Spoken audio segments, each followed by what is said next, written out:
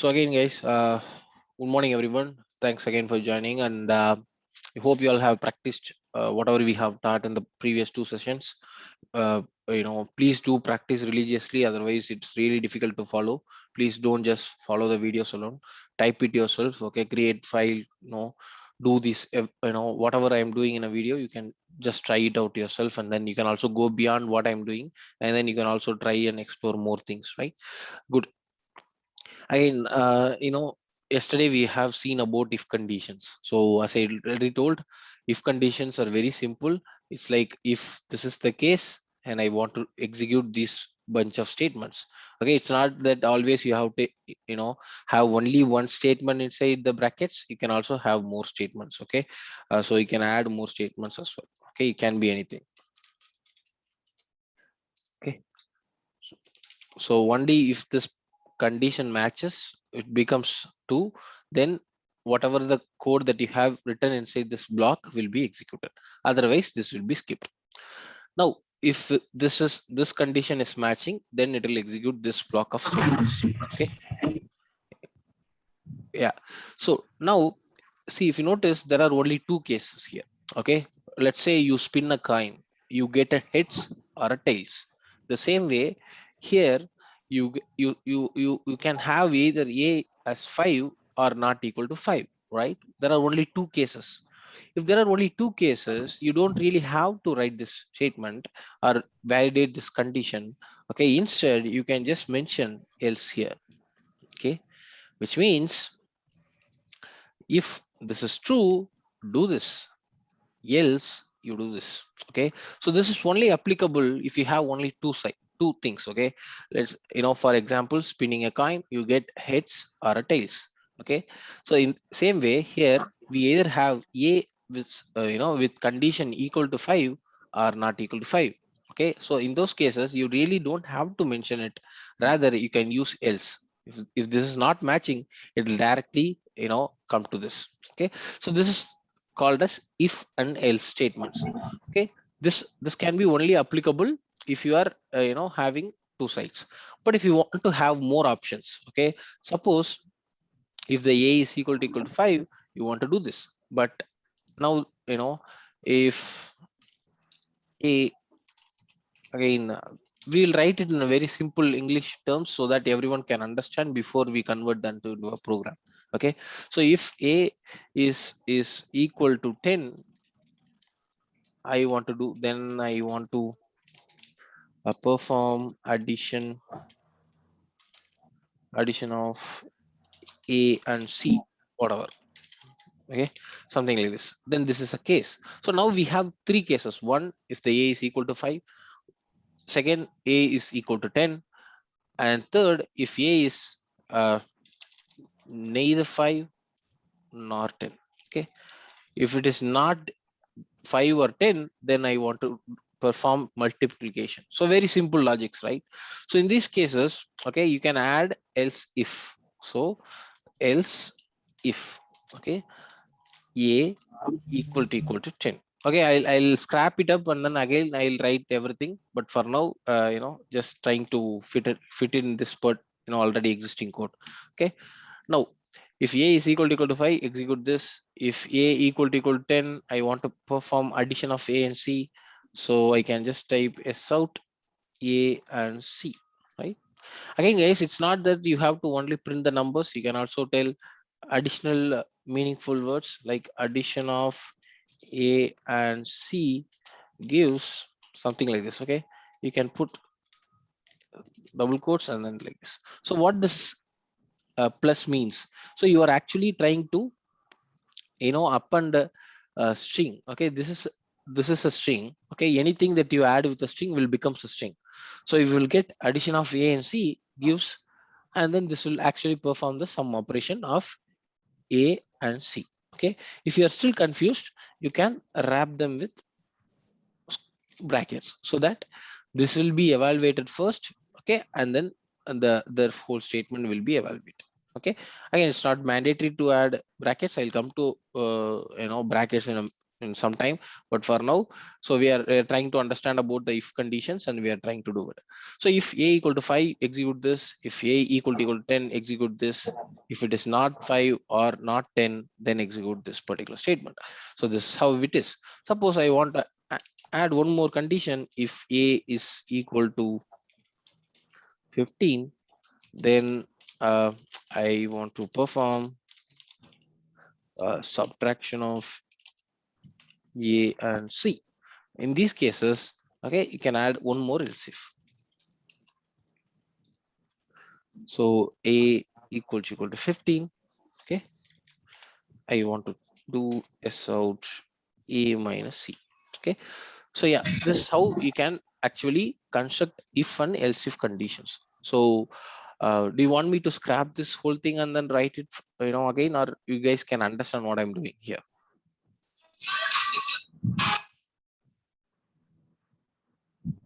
Yes We or can no? understand. We can Okay. understand about that. Okay, good. So this is how it is. So it's very simple, right? So if this is matching this, you execute this. If it is this, you execute this. So it will only validate. Okay, if this condition is true, then it will go here. Okay, and then if this is matching, it won't go and do all these things. Okay, it will come exit out of this whole thing and then come out. Okay, good. Just So, one thing, yeah, the else if a equals to 10, right? In that yeah, case, we are adding a string in the front. So yeah. like last class you said, like if there is a string in the concatenation, everything is considered as a string, String. right? Yes, yes. So So it will let's not perform the addition, right? It will just put 10 and let's 15. see. Okay, I have changed my value of a to 10 now, so this condition is matching now. Okay, let's see what's happening.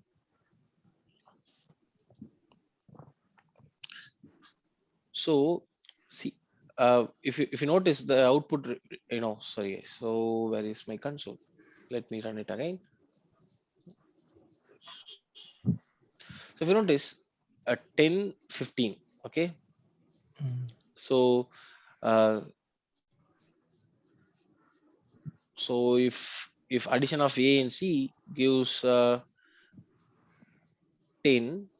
and then c is 15, so now I want to override this, so I can add a brackets. So if you add brackets, okay, this will be given preference. Okay, so now if you try to run it, 10 and 15 will be added 25, so the output will be addition of a and c gives 25.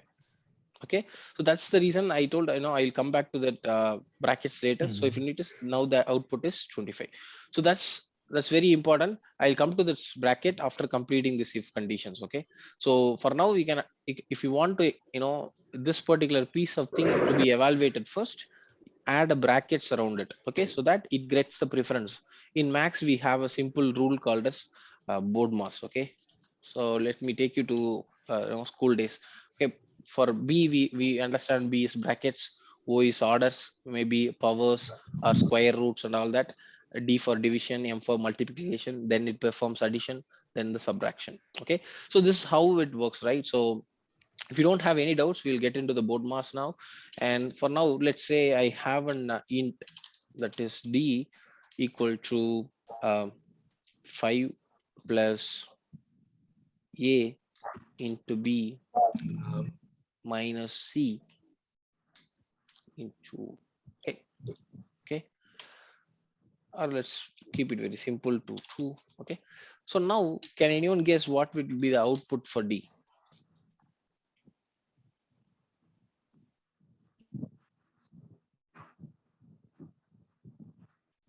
Can anyone guess what is? Okay, let's keep it very simple now. 1, 2, and 3.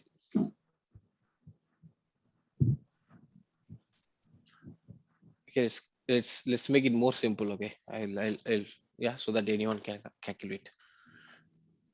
What would be the output for this? 5. Okay, Right. so how you 5 told? Yeah, why you told 5? because the That's multiplication, Okay, First multiplication and then yeah, addition. so the first addition, then subtraction.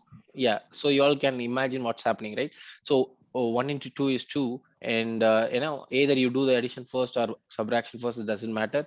So 5 plus 2 7, minus 2 is again 5. Okay, so this is how it is, right? You all can guess the same way. The code Java can also understand this BODMAS, and it evaluates accordingly. So it also prints 5. Okay, so this how easy it is. So if you already know BODMAS, if you want to override this condition, okay, you want 5 plus a to be evaluated first before evaluating this particular piece of statement, then you can add brackets. Okay, so that I'm giving more preference now for this operation than the multiplication operation. So now can anyone guess what is the output? 10. 10. Yeah. So again, 5 plus 1 is 6, and 6 into 2 is 12. 12 minus 2 is 10. Yeah, so you all can understand what is happening. Now I'm also adding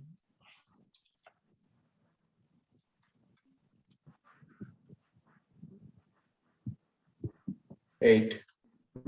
0. Oh. okay. So Oh. yeah, Zero.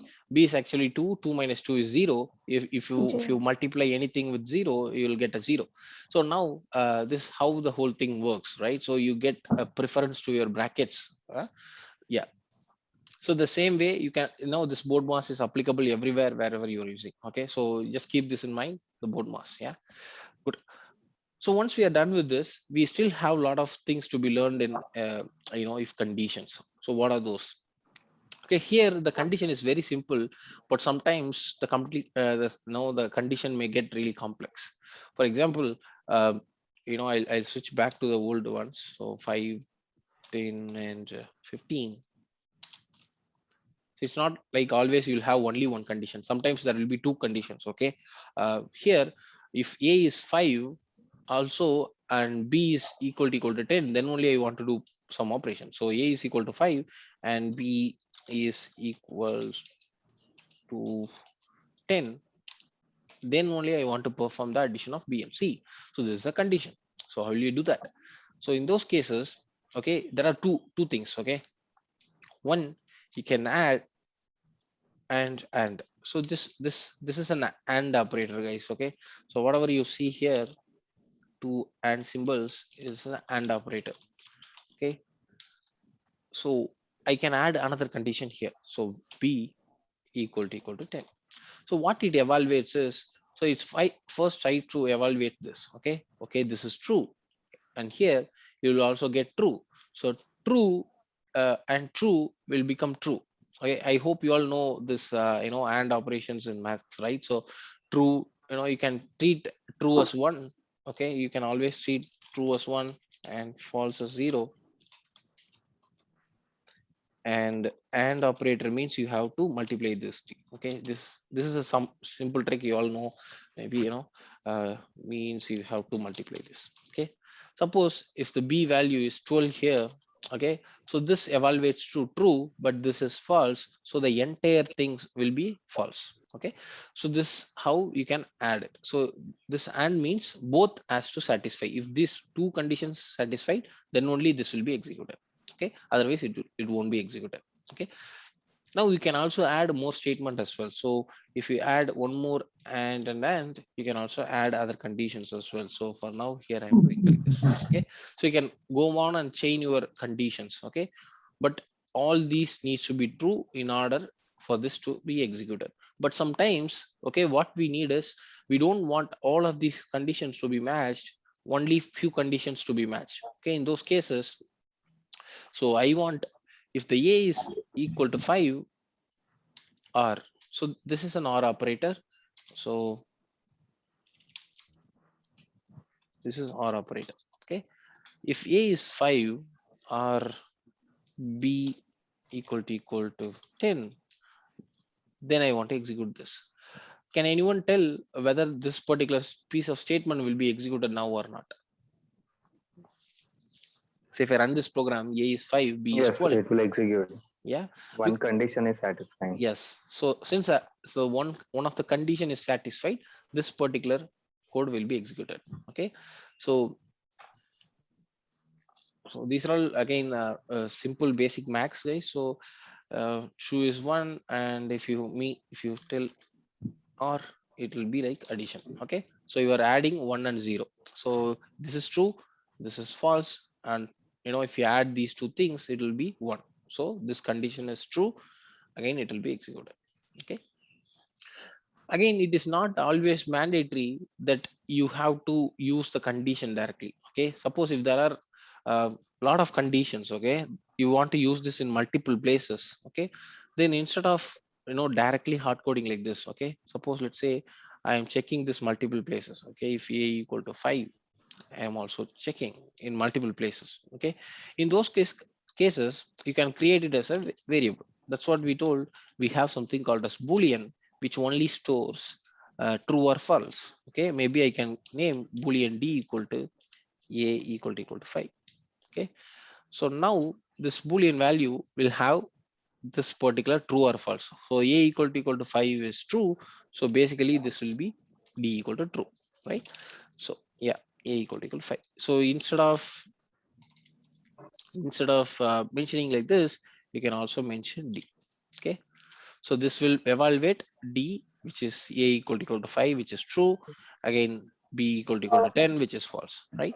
So you can also have a variable to store that true or false. Again, guys, please go on mute.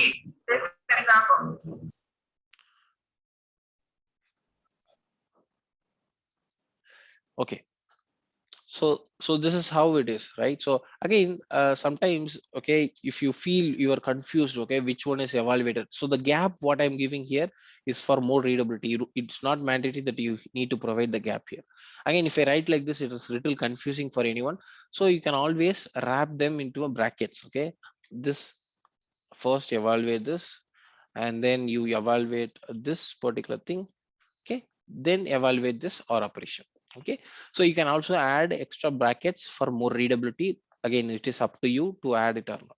Okay, I hope everyone can understand what is if conditions, what is else if conditions, and else. And also we understood how we can use boolean, all that. And I also learned about BODMAS rule. Any doubts so far? No, Muthu. Okay, so in if you don't have doubts, maybe take an I'll give a small assignment that you guys need to do tomorrow. That's is you need to write a program, uh, you know uh, to find some largest of three numbers. Largest of three numbers. Okay, you can assume these three numbers. Okay, a is 5, b equal to 12, and c equal to 15. Okay, you can have this ABC, and then I want you to guys to write a program, okay, that actually prints which one is greater. Okay, actually this if I give a is 5, b is 12, c is 15, it has to actually print c is bigger. Okay, so it has to print like this. Okay, so you have to write a program that solve this. Okay, if I change b as 25, then it needs to print a b is bigger. Okay, so you need to write a program using if conditions and then solve this particular program. Okay, so don't miss this, guys. You have to write this, then only you can understand it clearly. I know it will confuse you to write this, but go ahead and do it. Okay, good. This is your program for tomorrow. And apart from that, we also I will also like to know teach about if conditions inside if conditions. Okay, it's not like you will also always have else if like this. Sometimes, okay, you'll have multiple conditions. Okay, if a equal to 5, this is first condition. If this is matching, I also want to check if b equal to 25. Okay, then I want to execute. So this particular piece of code is almost same like if a equal to 5 and b equal to 25. Both are almost same. Okay, but here we are doing it with nested ifs. We call it as nested if because we have one if condition inside another if condition. Here we evaluate these two expressions at the same if condition. So you can have nested ifs or an if with multiple conditions. Whatever style of way, that suits you, you can write like that. Okay, good. Once you solve the problem or assignment that I have given, you will come to know about this nested ifs. Otherwise, we will learn about it later point of time. Good. Now, all I want you guys to do is solve that problem. Okay, that's very important to understand about if and if nested ifs.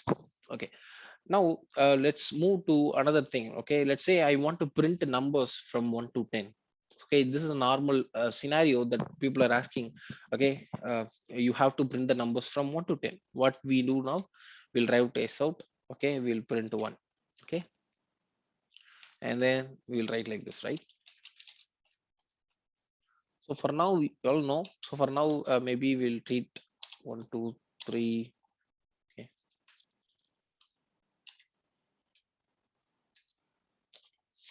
Okay, maybe till 7. We want to print till 7. Okay, we are printing like this. But suppose consider you have to print this till 2000. Okay, how many times you will copy paste and do it? So this is not possible, right? So we have something called as for loop in Java. Okay, what this for loop does is it helps you to do something in a loop. Okay, do something in a loop. You would have heard about water cycle, right? In science we would have learned. Okay, so first we have the rain, it comes to ocean, then it evaporates and go back to cloud, all that. It's a cycle, right? The same way you want to do something in a loop. Okay, you want to do it in a loop. Okay, we wake up in the morning, we go to office, we come back, next day we again wake up. So this is all is a loop of operations, right? The same way in Java, if you want to do something, not in Java alone, if you want to do anything in a loop in programming languages, we use for loop. Okay, there are other loops as well, but for loop is quite important. Okay, now this for loop has little syntax that we need to remember. Yeah, so now same way like how we write if. Okay, in if we have written like this, if, and then the condition, we have put the condition inside it. Here we have three things. Okay, one is basically initialization. Okay, next one is condition, and the third one is increment or decrement. Okay, to understand this, I also need to teach about increment and decrement, so we'll cover that now. Okay, let's say I want to print the value of a, but I want to add 1 to it and then print it. So how we can do it? So we'll do s out a plus 1. Okay, we can do like this, right? But there is also one more way, where you can mention just a plus plus. Okay, which means a plus plus is actually implying a, so a equal to a plus 1. Okay, now if I just print a, okay, so let's try to print on this. Okay, so if you notice 6, so we haven't done a equal to a plus 1.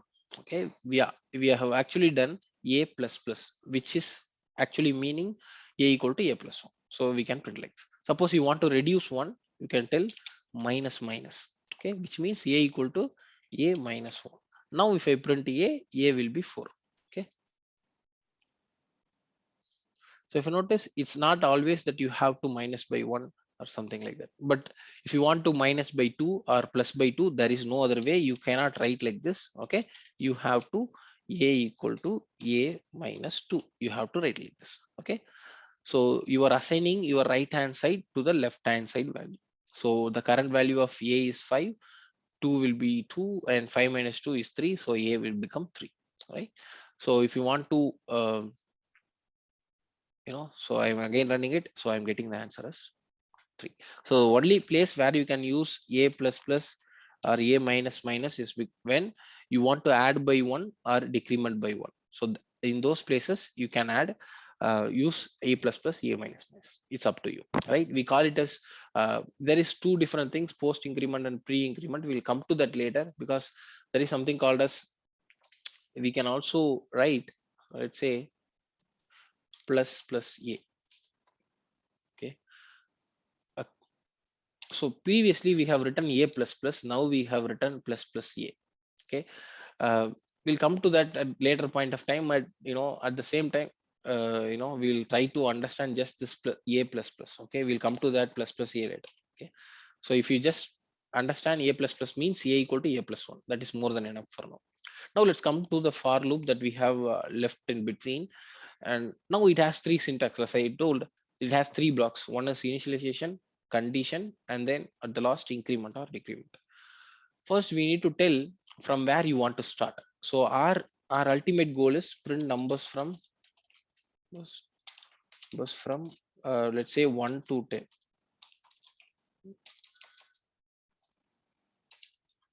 Okay, so initialization, so as I told, it's initialization, right? So I want to initialize something, which means starting point. So I need to tell what is the starting point. So in our case, the starting point is int I equal to 1.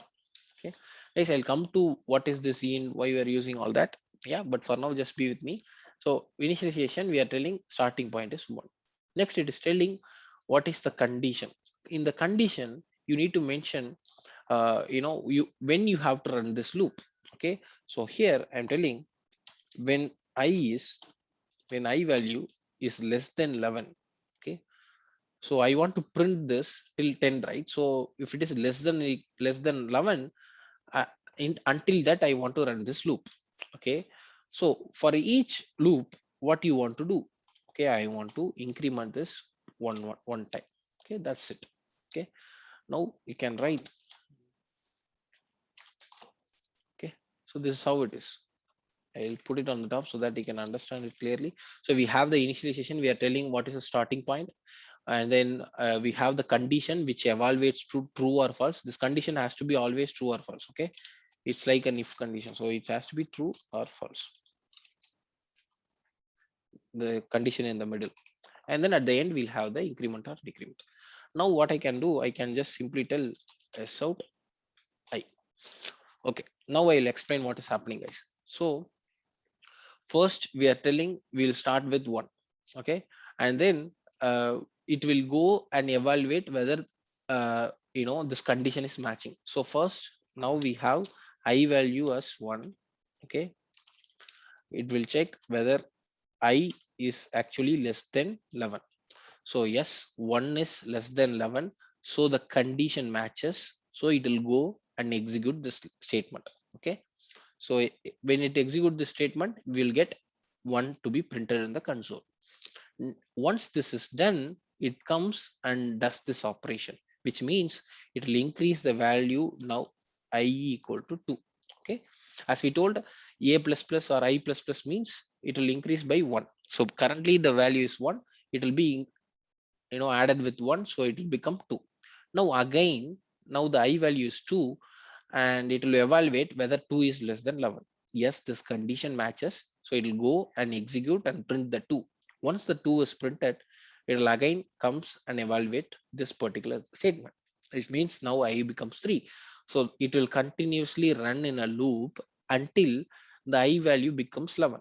Once the I value becomes 11, this becomes false because 11 is not less than 11, 11 is equal to 11. So the condition fails, and this particular piece of statement will be not be executed, and it will come out of this block and it will come here. Okay, let's see this in action. Okay, instead of doing something like this, you can also okay, let's remove all this unnecessary code. Okay, we also don't need this. Okay, good. Now let's try to run it and see what's happening. So we have printed from 1 to 10 without actually writing 10 system out .println blocks. Okay, suppose if we want to run it till 200, I can also do this.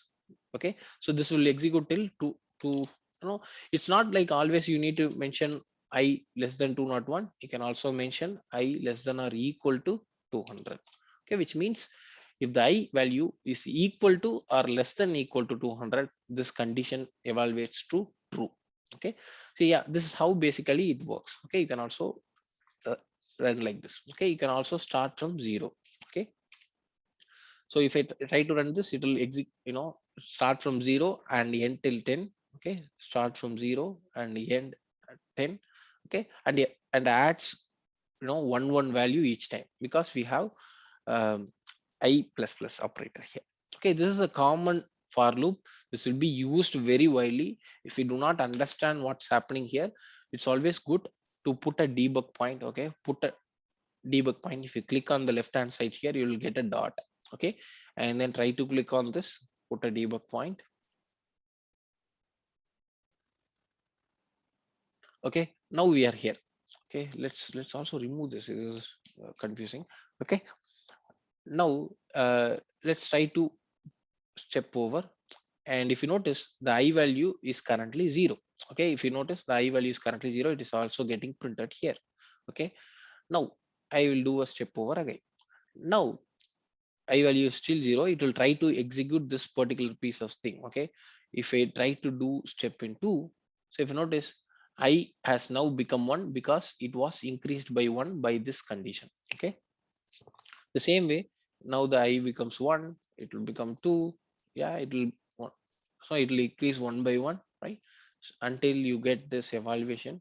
Okay, every time this will be evaluated, guys. This particular condition will be evaluated. So for example, you can right click, can select this. Okay, right click, evaluate expression.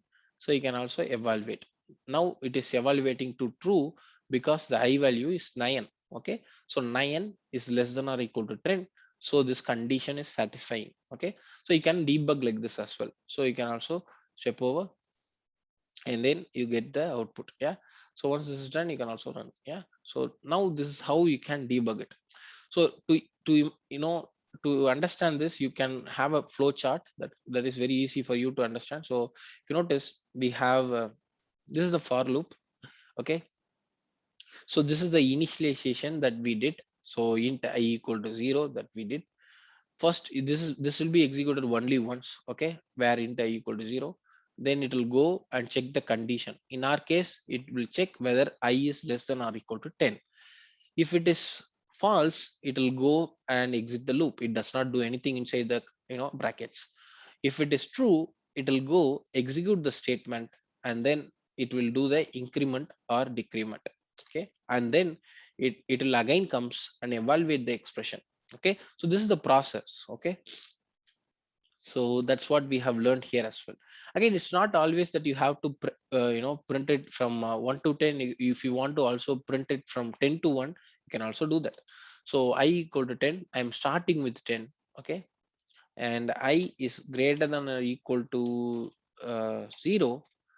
I want to do I minus minus, which means it will start from 10. Okay, it will check whether the I is greater than 0. Okay, yes, 10 is greater than 0, condition satisfies, it goes inside it, prints the 10. Okay, and then after doing this, it will go and evaluate this increment or decrement. Here we are doing decrement, so the 10 becomes 9 now. Okay, and 9, again the condition will be checked. So 9 is greater than or equal to 0. Yes, it will go and print the 9. It will come back as 8. It will check the condition, go back as 7. So yeah, it goes in a loop. And if I run this program now, it will print everything in descending order. So 10 to 0. So this is how you can use for loop to do some operation repeatedly. Okay, it's like a loop of operations. So if you have any doubts in this, you can ask me now. Any doubts so far, guys? This for loop is very important. Without this for loop, it's very difficult to work with Java. So if you, that's the reason I spend more time on this. If you don't understand, it's okay, you tell me again. I'll try to find some best ways to explain this. Okay,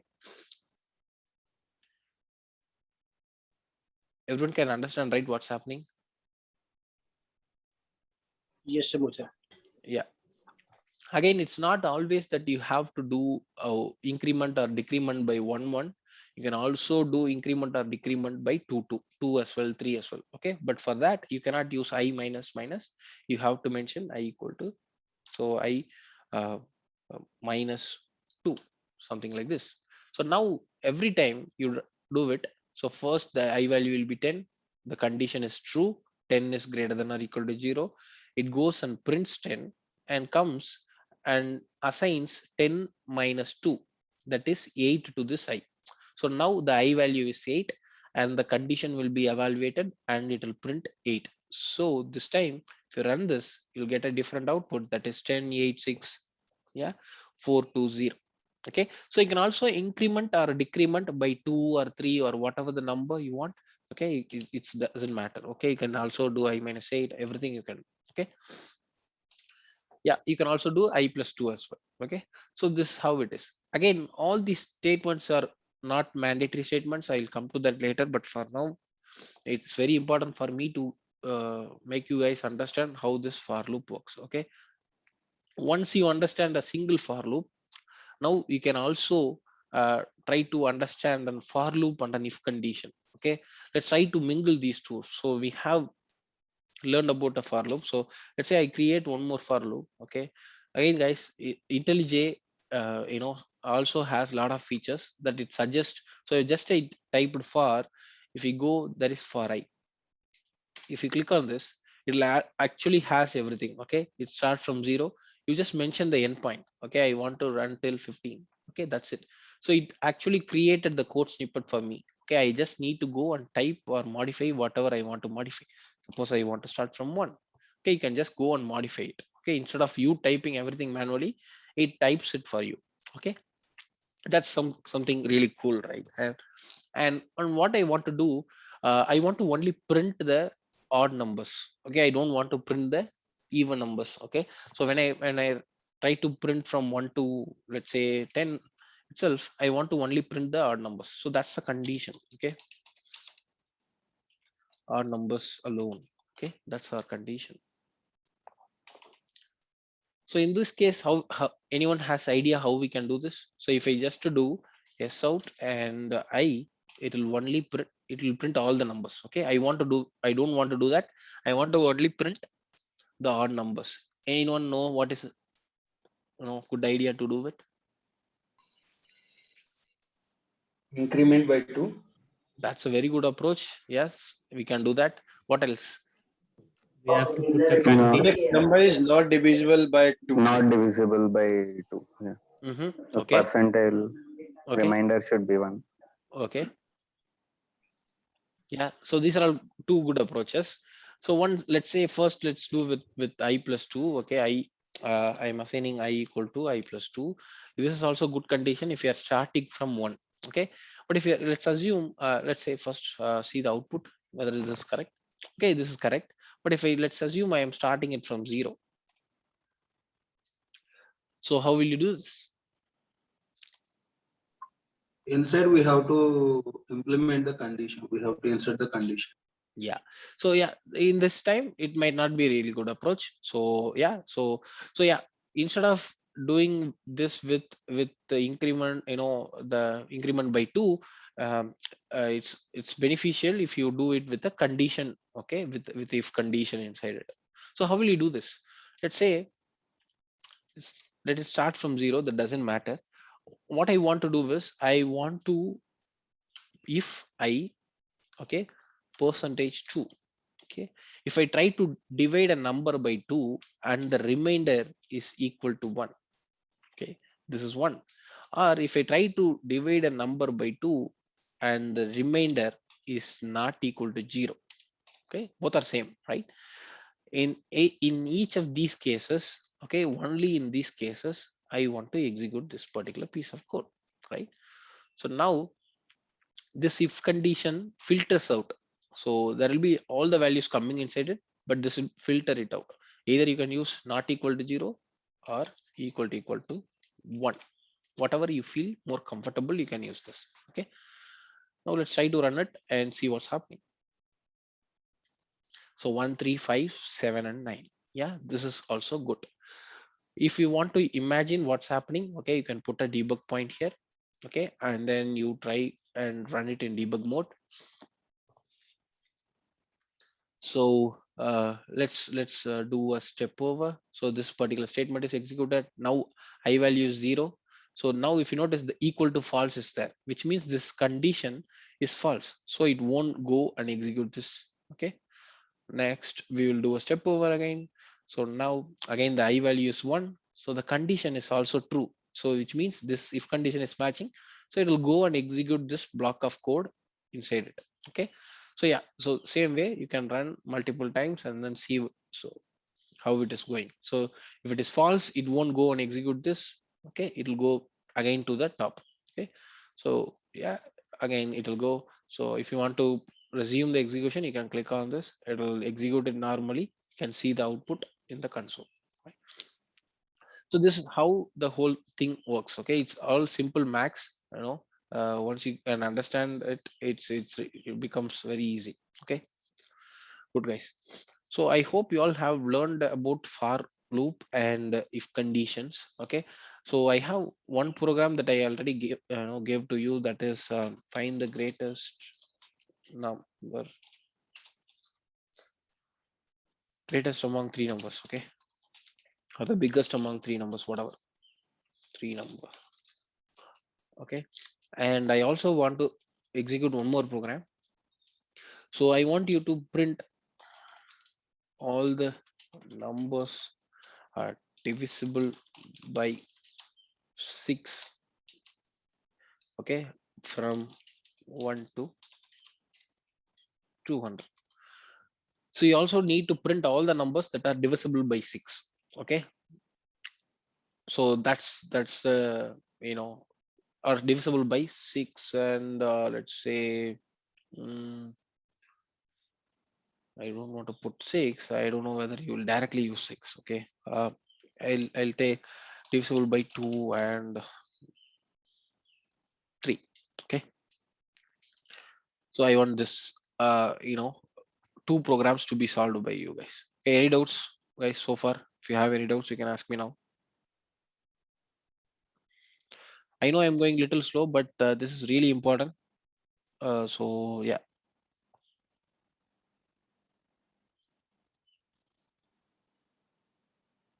Any doubts, guys? No. Yeah. Any doubt? Okay, if there are no doubts, we'll connect tomorrow, guys. Again, and then we'll try to continue. We'll try to answer this, and then we'll also understand and move to Selenium. Okay, I know there are a lot of concepts still not being taught, but that's okay. I'll go to Selenium. I'll give some glimpse of what is there, and then I'll also teach Java parallelly. But for now, it's all very important you guys to understand about for loop and if condition. Okay, without these two things, okay, you cannot write program in Java, okay, or any other programming language. For and if conditions are really important. If you know only these two also, it's enough. Okay, so that's more than enough.